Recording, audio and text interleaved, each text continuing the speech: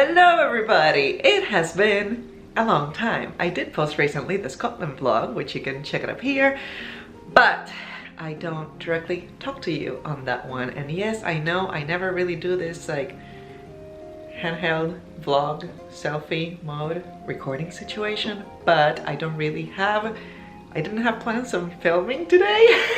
I just wanna start off the next video because I have been just procrastinating is not the right word, although you might beg to differ, but I've been wanting to do a good crafty either calligraphy or another in the flesh episode or something to make another exciting video for a while, and I just haven't had the chance. I haven't been able to prioritize. That's really what's happening. So I'm just gonna start it, and I figure, you know what, I'm gonna do something that is still exciting but doesn't require as much extensive research as in the flesh or calligraphy tutorials episodes. So I thought behind here, back there is a nice array of materials for inks. And coincidentally, I have two. Let's move this without it looking awful and giving you vertigo. Walnut hull extract, and then there's acorn caps extract. And I figured, how about we do a bit of an acorns versus walnuts, and let's see what does the better black ink. And whichever one I like best, which you will find out by the end of this video, I will have it on Etsy as my new ink color. So let's try it out. Alright, so the first step is to combine the ingredients that we're using, so the acorns and the walnuts, with water. Now, as usual, I am using snow water. Rainwater is good too, distilled water is good too, but I find my favorite is snow water. I labeled the mason jars that I'm using just to make sure I don't forget which is which, because I will. So I'm actually gonna leave this facing up so that I know which goes in what. Now, pretty much every walnut and acorn as well recipe that I have found says to boil the walnut hulls for about 3 to 4 hours, it ends up being, until you extract that tannin that you're gonna use for the ink. However, I am already using walnut hull extract. This is already powdered and concentrated. So I'm gonna try this. I'm going to approach this the way I do the oat gauze. So that means soaking it in the water for a few days. With the oat gauze, I do 6 days. I think I'm gonna do a little less here. We'll see. I'll be looking at it and updating you every single day. And then we're gonna see how that turns out. You know what? If it doesn't work, then I'll do the boiling thing. But for now, I'm going to put about an equivalent amount as I use with the oat gauze. So with the oat gauze, I use 1 ounce. Here, I think I'm gonna do a little less, again, because this is more concentrated than the oat gauze that I crush myself. So far there, I have about 0.4 ounces. So I'm gonna add 1 more half tablespoon, and that should be about half an ounce, which looks like that. And I might just try it with this, and if I feel like I need to add some more later, then I will. And then I'm gonna do the same with the acorns. I also don't want to fully run out of this, because if this doesn't work out, I want to try other methods. I am approaching this very unlike most of the things that I try out in this channel. I didn't really do any or much research. I just looked at existing recipes because when it comes to walnuts and acorns, contrary to sappanwood, Brazil wood, and oat gauze, of course, there's not that much written in terms of historical medieval information and recipes. So I'm just kind of winging it based on modern recipes with historical ingredients, of course. So here I have about 0.3 ounces. This is 1 tablespoon. I just want to use different spoons for them so that I don't mix it. So I'm gonna put 2 of these to have also about half an ounce. And that should be good. So now that we have an amount that my inexperienced self determines is good enough, we're going to add the water. Now I just boiled this. I also filtered it before I boiled it. It is the snow water from last year. I need to collect more this year, but I still had some from last year's stash. So we're gonna mix this in. And I'm gonna pour the full 12 ounces of this jar, which is, no, not yet. Now that already looks so dark. I hope I didn't put too much, but that looks awesome. So that was the walnuts, and now this is the acorn.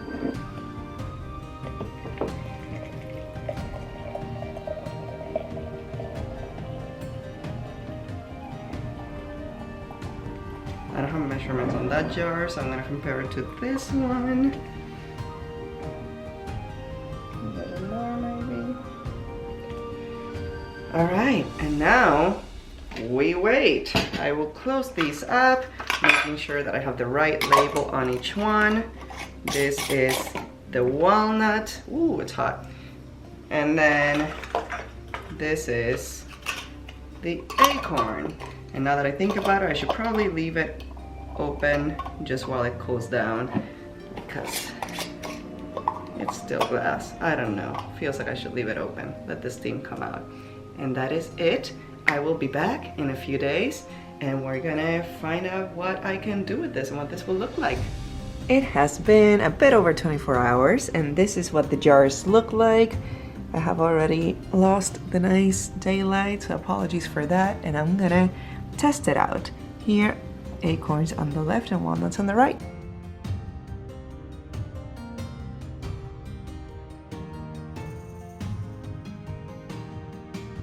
And let's see.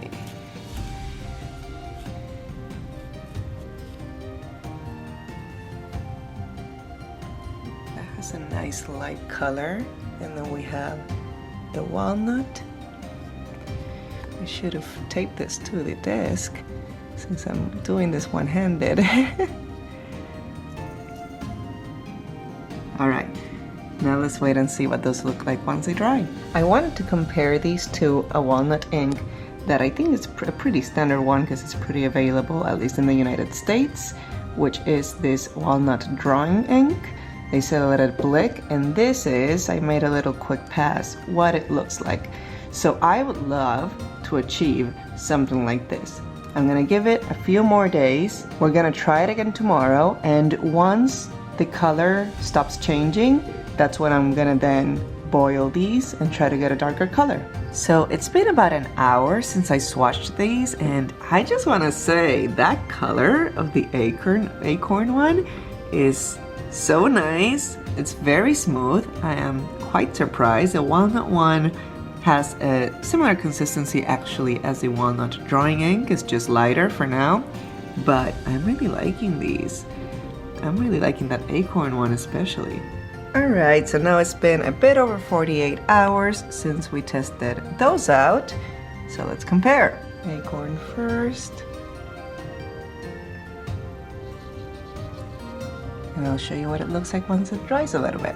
It is now day 3, so about 72, a little more than that, hours later. And for reference, now that yesterday's swatches are dried and settled, look at the difference, especially on the walnut one. There is such a beautiful progression on the color. I love that I can even see some shading going on here vertically. The acorn looks pretty much the same. So that is interesting to see. So now let's swatch today's, and then I will show you once it dries. So first the acorn, and then the walnut.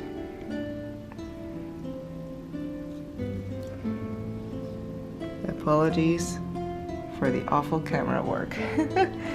Anyway, here we go. Now let's wait until that dries. Hello everybody, we are on day 4 with a little visitor right here. Dimitri, say hello. No, don't smell that. Just a second guys, sorry. All right, take two. Day 4, sans cat. Frankly, there wasn't, now that everything's fully dry, there wasn't much of a difference, or any difference at all, really, between day 3 and day 2. So I would say these inks would be ready after 48 hours.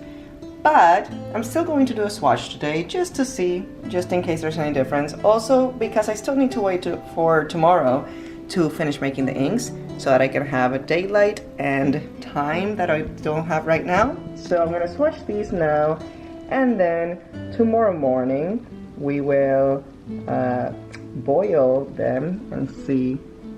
I'm probably gonna boil about maybe a third, something similar to what I do with the iron gall, since this is a little more similar to that than the sappanwood. Alright, as usual, I have Acorn on the left and Walnut on the right. I also want to note that on the Acorn one, I don't think there's been a difference at all after day 1. So I would say if you want to make a pretty quick brown ink, of course this is pre-boiling and doing anything else to it, but the color is very consistent on all of these swatches. So I would say Acorn, it's done in 24 hours. If you want it to be done quickly, make that one. Walnut, I would still give it at least 48 hours because I can definitely see a difference between these two. But I will see you guys tomorrow morning.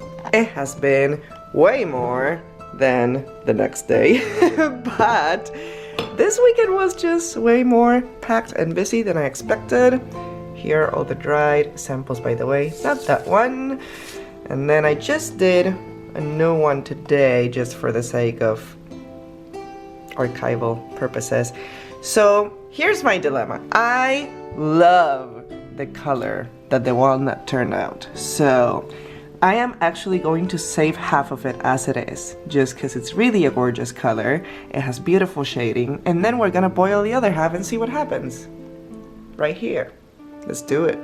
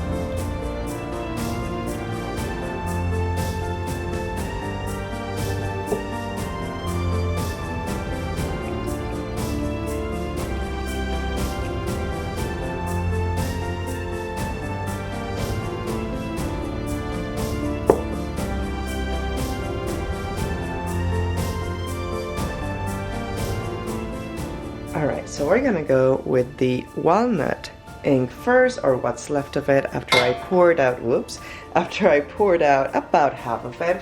And I just mixed it so that I can pour it here with all of that sediment that has been soaking. You might remember how when we made the sappanwood ink, it smelled awful and I had to open all the windows and wear a mask and all that.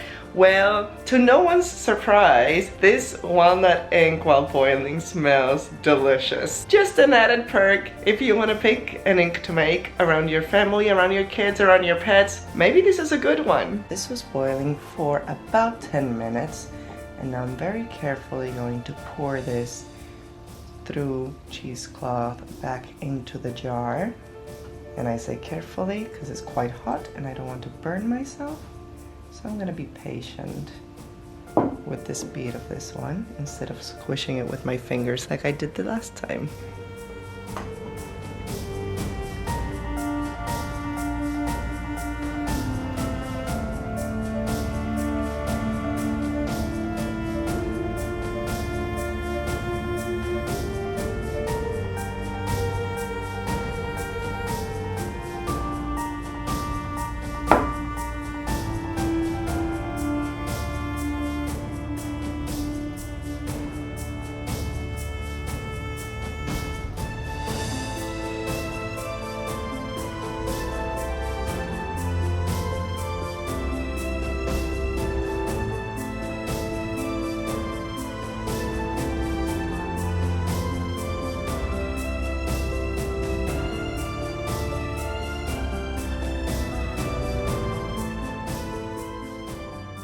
And now on to the acorn. So just like the last one, I gave it a shake before pouring it in the pot.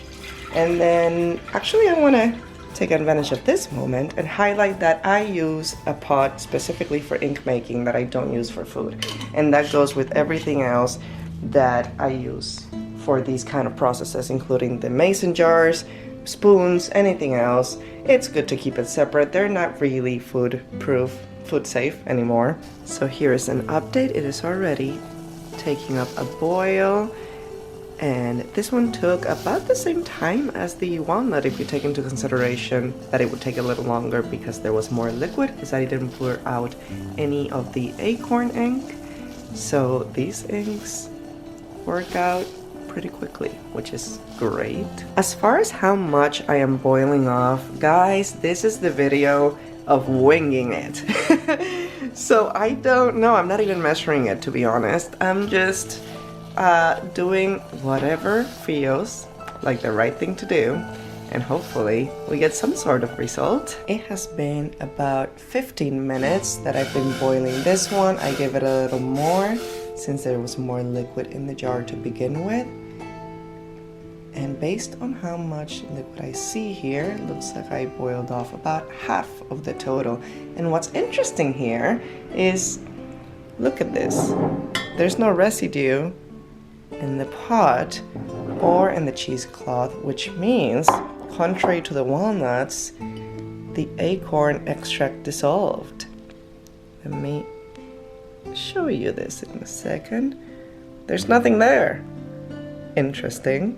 All right, there is one more thing to do to these inks before making the final swatch and writing test, which is to add some gum arabic for the sake of consistency. I am just adding a teaspoon of gum arabic to each of the ones that have a bigger quantity. And then the boiled walnuts, since it's less, I'm going to do about half of that. And let's shake that up just by closing them up.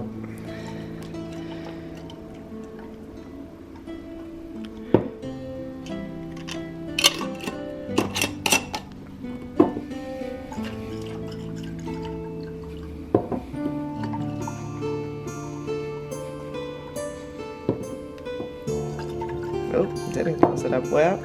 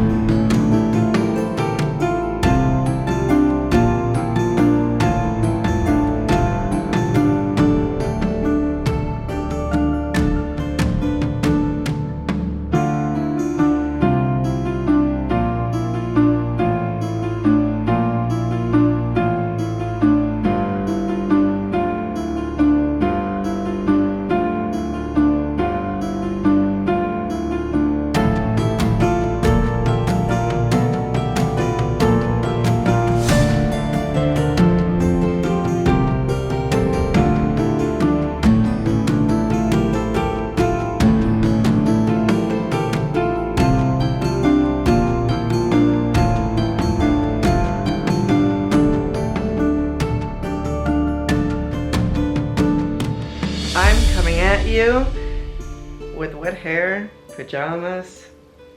What is this video? I don't know about you, but the acorn ink was my favorite. After I talked about the walnut mostly for most of this video, I just love the warmth that that acorn one has. It's just so bright and it's like a happy brown, right? I love that it resembles parchment, so I'm actually going to call it the bookbinder to keep on with the trend of medieval occupations as the names of my inks. Speaking of, I fully plan on making this available for purchase in my Etsy shop on the March update. That will give me enough time to keep testing it out, making sure it has a good shelf life, and work on the packaging and all of that for you. For one last update, I still have a few more of the Patreon exclusive prints available.